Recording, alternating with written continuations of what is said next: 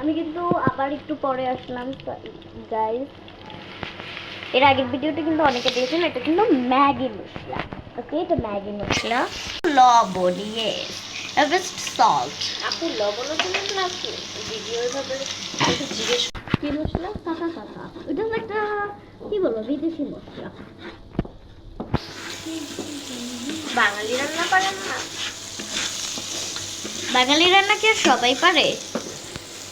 দেখুন আমি একটু কাছে থেকে দেখিয়ে দিচ্ছি।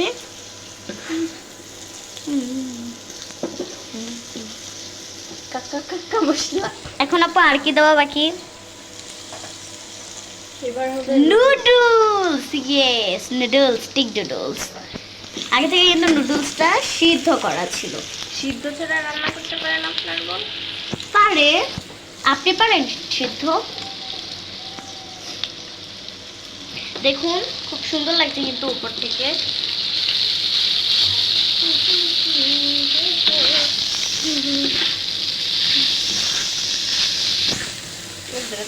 আপু আপনার বোনের রান্না খুবই মজা, হয়তো দেখতে অনেক লোভনীয় লাগছে।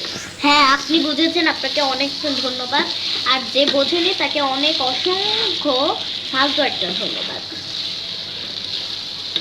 সেটাই আবার কমেন্ট করছে আপনাদের অসুন্দর বললেই আপনার ফালতু বলবে, ঠিক সত্যিটা বলা যাবে না।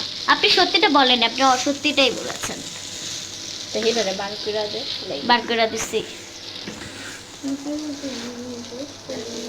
এমন থাকলে তো